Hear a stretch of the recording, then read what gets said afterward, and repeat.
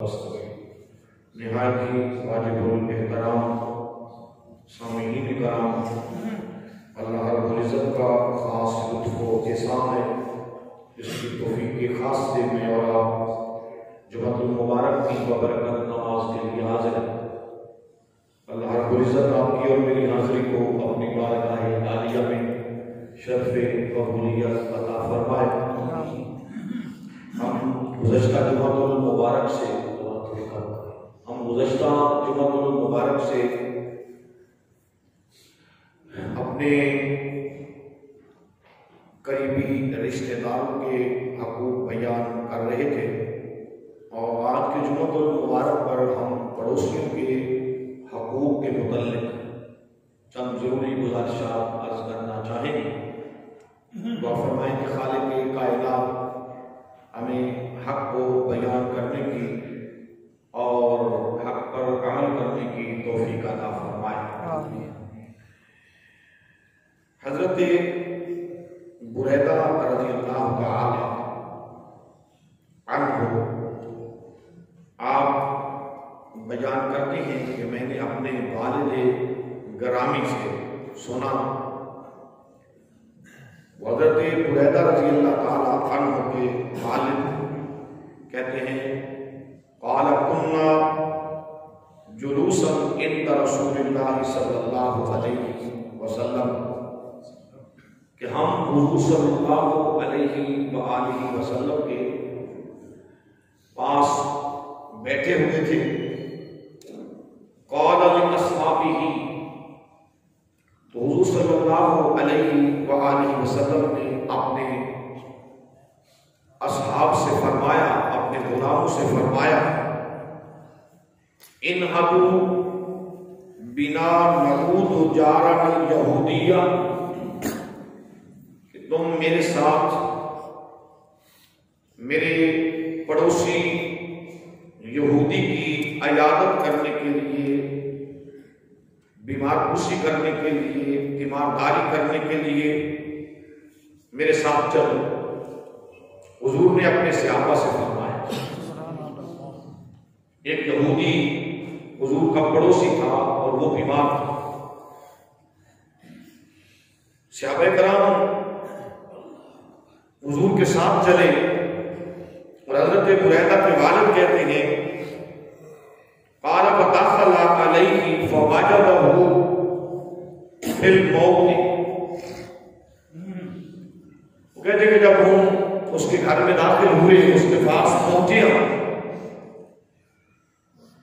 तो नज़र का वक्त था, सुकरात लगी हुई थी।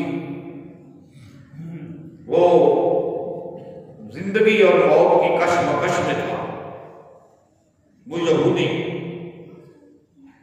फसअलहु तो हुज़ूर सल्लल्लाहु अलैहि वसल्लम ने उसकी तीमारदारी की, उसको पूछा, उसकी इयादत की। सुम्मा क़ाल फिर नबी करीम सल्लल्लाहु अलैहि वसल्लम ने फरमाया, सुम्मा क़ाल अशहदु अल्ला इलाहा इल्लल्लाह व अन्नी रसूलुल्लाह। फिर हुज़ूर सल्लल्लाहु अलैहि वसल्लम ने फरमाया, तू अल्लाह की तौहीद की गवाही दे दे, कह दे अल्लाह के सिवा कोई इबादत के लायक नहीं और ये कह दे कि मोहम्मद सल्लल्लाहु अलैहि वसल्लम अल्लाह के सच्चे रसूल हैं। हजरत बुरैदा के वालिद कहते हैं कि जब हुजूर ने ये बात फरमाई, उसे इस्लाम की दावत दी, फनज़र इला अबीही, उसने अपने बाप की तरफ देखा। उसका बाप उसके सिरहाने बैठा हुआ था। उस नौजवान यहूदी ने अपने बाप की तरफ देखा। फलम युकल्लिमुहु, उसके बाप ने कोई कलाम न किया। उसका बाप खामोश रहा।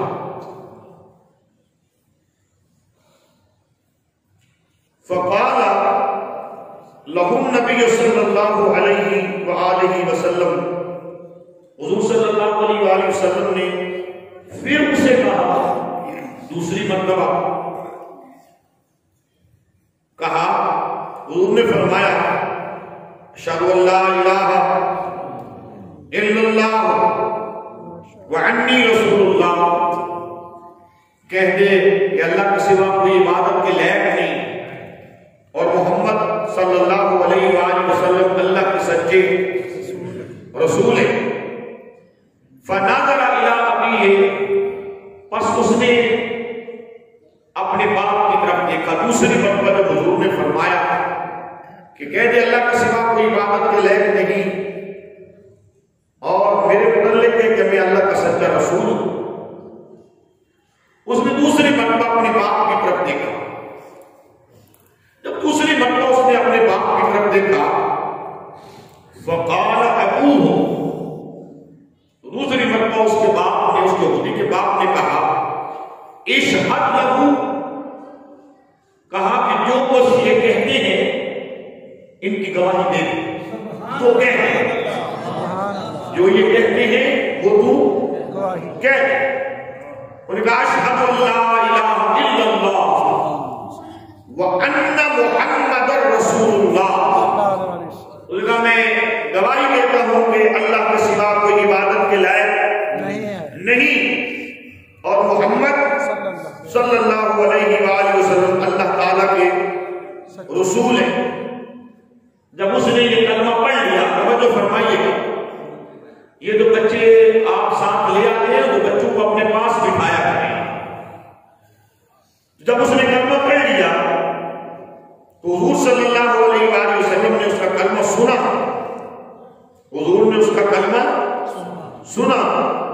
फ़क़ाल नबी सल्लल्लाहु अलैहि वसल्लम अल्हम्दुलिल्लाहिल्लज़ी अनक़ज़ बी नसबक मिनन नार, हुजूर सल्लल्लाहु अलैहि वसल्लम ने फरमाया ऐ अल्लाह तेरा शुक्र है, ऐ अल्लाह तेरा शुक्र है कि एक अपने बंदे को तूने मेरी वजह से दोज़ख की आग से बचा दिया।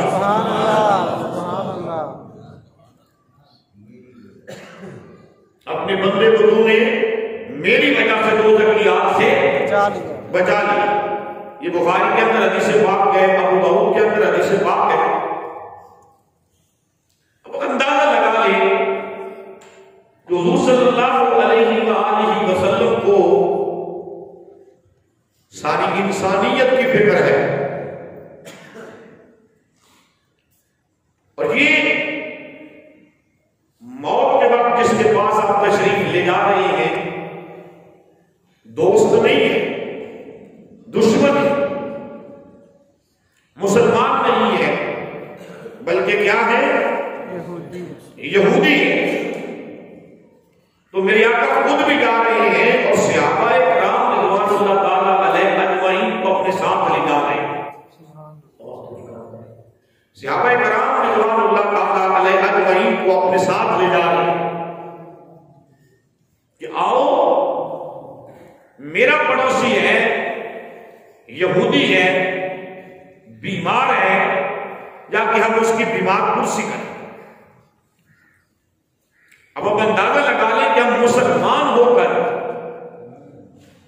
सगा भाई बीमार होता है, साथ मुसलमान का घर है, वो बीमार हो, लाचार हो, गमखार हो, परेशान हाल हो, हमें अंदाजा तक नहीं होता, हमें फिक्र नहीं होती।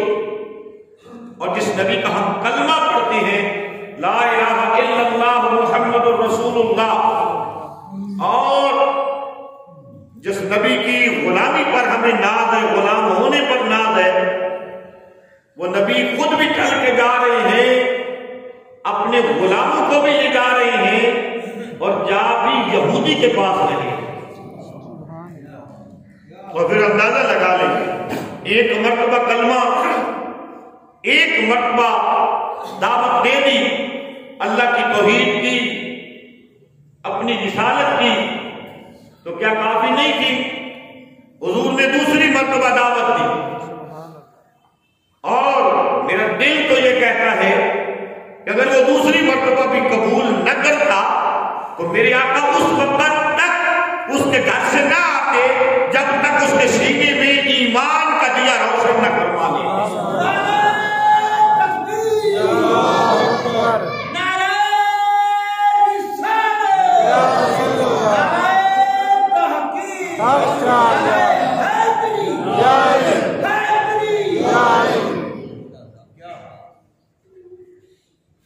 इमामुल अंबिया ताजदार मदीना सल्लल्लाहु अलैहि वसल्लम उस वक्त तक वापस ना आते, पर उसने कलमा पढ़ लिया और हुजूर अल्लाह का शुक्र अदा कर रहे हैं कि मौला तेरा ये शुक्र है कि मेरी वजह से एक तेरा बंदा दोज़ख की आग से बच गया। हम उस नबी के गुलाम हैं। मुल्ला अली कारी इस हदीस पाक के ज़िमन में लिखते हैं, इसकी शरह करते हुए लिखते हैं कि 3 किस्म के पड़ोसी, कितनी किस्म के? 3 किस्म के पड़ोसी हैं। एक पड़ोसी तुम्हारा ऐसा है जिसका तुम पर एक ही हक है। कितने हक है? ऊंचा बोले ना, कितने हक है? एक ही हक है। दूसरा पड़ोसी वो है जिसके तुम पर 2 हक है, और तीसरा पड़ोसी तुम्हारा वो है जिस पड़ोसी के तुम पर 3 हक है। कितने हक है? 3 हक। 3 हक है उस पड़ोसी के। वो पहला पड़ोसी जिसका 1 हक है वो काफिर पड़ोसी है। वो कौन सा पड़ोसी है? मुसलमान नहीं, वो काफिर पड़ोसी है। उसका क्या हक है? उसका हक ये है कि तुम उसे कोई तकलीफ न दो। उसका हक ये है कि तुम उसकी तकलीफ में शामिल हो जाओ। उसका हक ये है कि अगर वो भूखा है तो तुम उसको खिलाओ। ये उसका पहला हक है। ये उसका क्या है? पहला हक। पड़ोसी होने के लिहाज से उसका ये हक है कि तुम उसके दुख दर्द के अंदर शरीक हो। दूसरा तुम्हारा पड़ोसी जिसके तुम पर 2 हक, 2 हक का मतलब नहीं 2 तरह से हक है, सिर्फ 2 हक नहीं, यानी 2 तरह से हक है, 2 हक है। वो कौन सा पड़ोसी है? वो तुम्हारा मुसलमान पड़ोसी है, जिसका हक तुम पर पड़ोसी होने की हैसियत से भी है और मुसलमान होने की हैसियत से भी है। क्या? पड़ोसी होने की हैसियत से भी है और मुसलमान होने की हैसियत से भी है कि वो तुम्हारा पड़ोसी भी है और तुम्हारा मुसलमान भाई भी। और एक पड़ोसी ऐसा है जिसके तुम पर 3 तरह से हुकूक है, उसकी 3 हैसियतें। उन तीनों हैसियतों की वजह से तुम पर उसके हक हैं। वो पड़ोसी तुम्हारा वो है जो तुम्हारा कराबतदार है, तुम्हारा रिश्तेदार है। एक हक है। दूसरा हक वो मुसलमान है, और तीसरा हक वो तुम्हारा पड़ोसी। उसके तुम पर कितने हक है? 3 हक। तो सबसे ज्यादा जिसके हकूक आपको नजर आ रहे हैं वो कौन है? वो आपका भाई हो सकता है, वो आपकी बहन हो सकती है, जो मुसलमान भी है, पड़ोसी भी है, आपका भाई भी है, आपकी बहन भी है, आपका चचाजाद भाई है, आपकी चचाजाद बहन है। उनके हम पर 3 तरह से हकूक है। तो जो है ये नहीं, कितने हकूक है? 3 तरह से। और हुजूर ताजदार मदीना सल्लल्लाहु अलैहि वसल्लम के गुलामों इस्लामी तर्ज तलीम जो है, जो इस्लामी मुआशरा है, उसमें हर मुसलमान पर लाजिम है कि वो अपने पड़ोसियों से हुस्ने सलूक करे। क्या करे? अपने पड़ोसियों से हुस्ने सलूक करे। बोले ना, हुस्ने सलूक, ऊंचा बोले, हुस्ने सलूक करे। किसके साथ? अपने पड़ोसियों के साथ। और अपने पड़ोसियों का एहतराम करे। आपका पड़ोसी बड़ा है तो उसका अदब करें, एहतराम करें। छोटा है तो उसके साथ आप शफकत का अंदाज अपनाएं। बात भी समझ आई ना? फिर अपने पड़ोसियों पर एहसान करें, अपने पड़ोसियों को अजियत न दें और किसी और को भी अपने पड़ोसियों को अजियत देने न दें। न खुद उन्हें तकलीफ दें, न किसी को अपने पड़ोसी के लिए तकलीफ की इजाजत दी। तो बात की समझ आ गई, ये नहीं आ गई? बुजुर्गान दीन जब भी अपने मुरीदों को, अपने शागिर्दों को, अपने हल्का इरादत में आने वालों को जहां पर तौहीद की तबलीग करते, रिसालत का पैगाम देते, अखलाक हसना का, इबादत का, उसके साथ मुत्तसिल पड़ोसी के साथ उसने सलूक का दर्स और सबक बुजुर्गान दीन देते।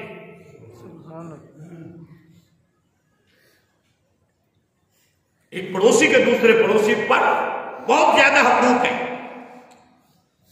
फरमाया कि जो खैर तुम अपने लिए चाहते हो, जो खैर, बोले ना आप, अपने लिए चाहते हो, जो खैर तुम अपने लिए चाहते हो, जो भलाई तुम अपने लिए चाहते हो, जो कामयाबी तुम अपने लिए चाहते हो, जो इज्जत तुम अपने लिए चाहते हो, उसी तरह भलाई तुम अपने पड़ोसी के लिए भी चाहो, उसी तरह इज्जत तुम अपने पड़ोसी के लिए भी चाहो, उसी तरह माल और रिज्क तुम अपने पड़ोसी के लिए भी चाहते रहो जिस तरह अपने लिए चाहते हो।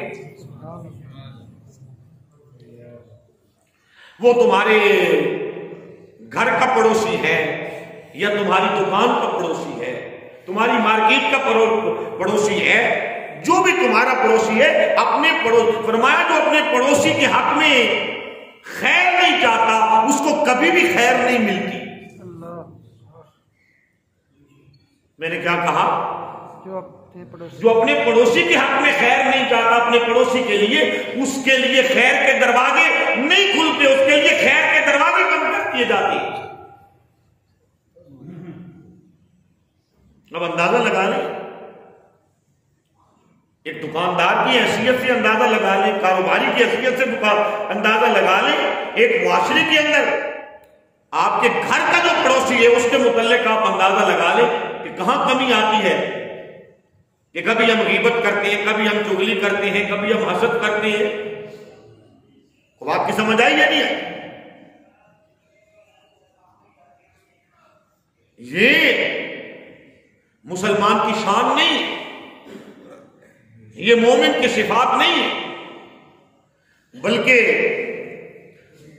मोहम्मद बिन अब्दुल्ला बिन सलाम रज़ी अल्लाह ताला अन्हु वो बयान करते हैं हदीस पाक के अंदर, फरमाया मन कान युमिनु बिल्लाह, जो ईमान ले आया अल्लाह पर, मन कान युमिनु बिल्लाह वल यौमिल आखिर फलयुक्रिम जारहू, जो अल्लाह पर ईमान ले आया कि अल्लाह एक है, वो वहदहू ला शरीक है, तमाम करीबी उसकी है, वो राज़िक है, वो मालिक है, वो खालिक है, वो रहमान है, रहीम है। वो अल्लाह पर ईमान ले आया और आखिरत पर ईमान ले आया कि मुझे अपनी जिंदगी की एक एक सांस का जवाब जाके अल्लाह की बारगाह में देना है। मन कान युमिनु बिल्लाह वल यौमिल आखिर, जो अल्लाह पर ईमान ले आया और आखिरत पर ईमान ले आया, फलयुक्रिम जारहू, तो उसके लिए जरूरी है कि वो अपने पड़ोसी का एहतराम करे। अब यह मशरूत कर दी, अगर तू ईमानदार है, अगर अल्लाह को एक मानता है और ये तेरा अकीदा है कि मरने के बाद मुझसे पूरी जिंदगी के मुतल्लिक पूछा जाएगा, सवाल किया जाएगा, तो फिर अपने पड़ोसी का एहतराम किया कर, अपने पड़ोसी का हया किया। अब देखो इस हदीस पाक के अंदर अल्लाह पर ईमान लाना और आखिरत पर ईमान लाना, उसके साथ मुत्तकिल कहा कि वो अपने पड़ोसी का एहतराम करे। ईमानदार की ये शान नहीं है कि अपने पड़ोसियों के साथ वो नारवा सलूक करे। ईमानदार की ये शान नहीं है कि वो अपने पड़ोसियों से बेख्याल हो जाए, उनका ख्याल ही ना रखे। वह जो है ये नहीं, पड़ोसी के पड़ोसी पर हकूक है, हदीस पाक के अंदर उनकी वजाहत की गई है। पहला हक पड़ोसी का यह है कि अगर वो बीमार हो जाए तो उसकी बीमार पुरसी की जाए। क्या की जाए? बीमार पुरसी की जाए। और बीमार पुरसी ये नहीं है कि जाए और पूछे क्या हाल है, वह ठीक आ जाए। अगर उसके पास इलाज मुआवजे के पैसे नहीं है तो वो जितनी उसकी मदद कर सकता है, हेल्प कर सकता है, उसकी मदद करे, उसकी हेल्प करे। का मौलवी साहब आप क्या कह रहे हैं? या तो भाई भाई की हेल्प करने के लिए तैयार नहीं है, आप पड़ोसी के मुतल्लिक़ कह रहे हैं। वो जो है ये नहीं है, मगर जिस नबी का हम कलमा पढ़ते हैं उस नबी का ये हुक्म है। मेरी तरफ तवज्जो फरमाइएगा। जिस नबी का हम कलमा पढ़ते हैं और बड़े मान से कहते हैं कि हम मदीने वाले रसूल के उम्मती हैं, उस नबी का हुक्म है, उस नबी आखिर ज़मान का हुक्म है। दूसरा हक पड़ोसी का यह है कि अगर वो फौत हो जाए तो उसके जनाजे के साथ शामिल हुआ जाए। क्या हुआ जाए? उसके जनाजे के साथ शामिल हुआ जाए। बोले उसके जनाजे के साथ शामिल हुआ जाए। अगर वो फौत हो जाए, वो जो है ये नहीं है, 14 मिनट, अगर वो फौत हो जाए तो उसके जनाजे के, बड़ी खराब है, वो फौत हो जाए तो उसके जनाजे के साथ शामिल हुआ जाए। ये पड़ोसी का हक है। मगर हम क्या करते हैं? पड़ोसी गरीब हो तो फिर अपने किसी बाल को भेज देंगे, बच्चे को भेज देंगे। अमीर हो तो पूरी फैमिली, यानी सारे के सारे मर्द उसके जनाजे के साथ जाएंगे।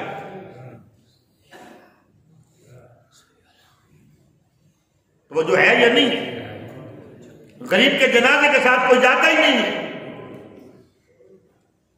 अमीर के जनाजे के साथ, अमीर का जनाजा शाला 14 मरतबा न पढ़ना पड़ जाए, एक ही मैयत का 14 मरतबा पढ़ने के लिए लोग तैयार हैं। गरीब के जनाजे के साथ कोई नहीं जाता। तो वो जो है ये नहीं है। और फिर गरीब का बेटा देख रहा है कि कोई मेरे अब्बे के जनाजे के बाद मेरे साथ फलां चौधरी साहब, मलक साहब ताज़ियत भी करेंगे या नहीं करेंगे, जनाजा पढ़ के वहीं से भाग जाएगा, इतना टाइम ही नहीं है।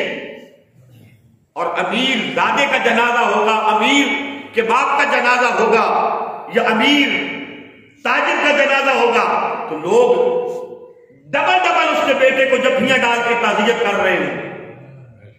जैसे बाप उसका नहीं मरा, इस ताज़ियत करने वाले का मरा। ऐसा होता है या नहीं होता?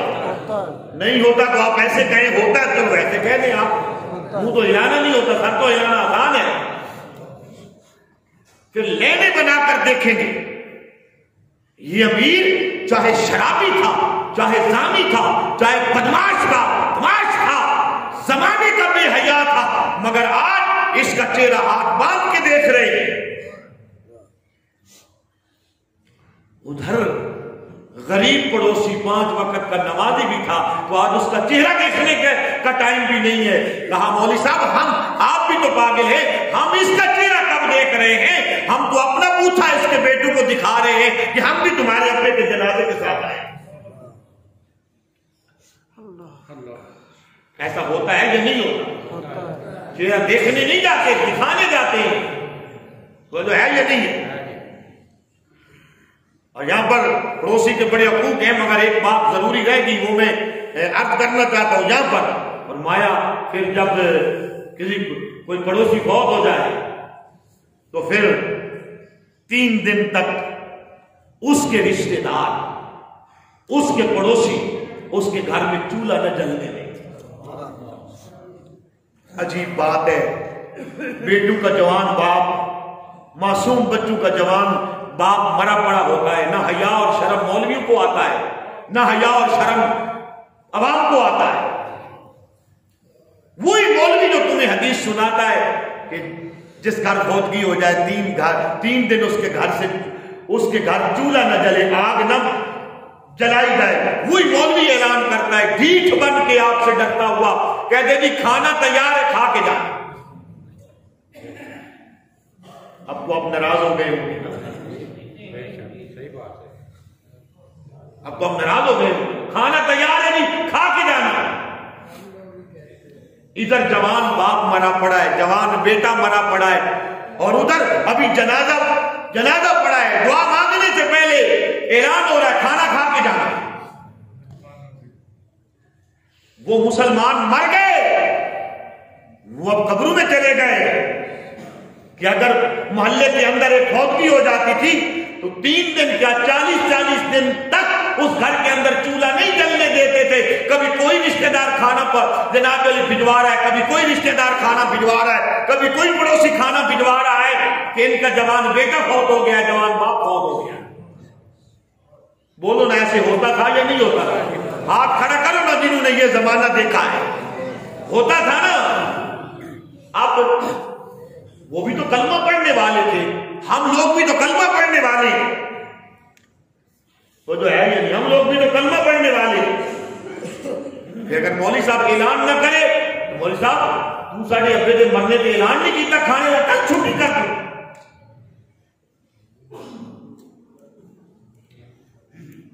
अब अंदाजा लगा ले मासूम बच्चों का, जिनका बाप मर गया है, जिनका जवान भाई मर गया है, वो उसी दिन आप लोगों के सामने सालन की प्लेटें रख रहे हैं, उसी दिन आपके सामने वो खाना रख रहे हैं।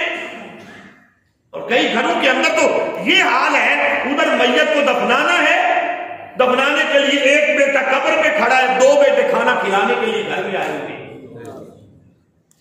कभी तो हम मुसलमान इतना हया भी कर ले, कभी तो इतनी शर्म भी कर ले, कभी तो इतना लिहाज भी कर ले हम लोग।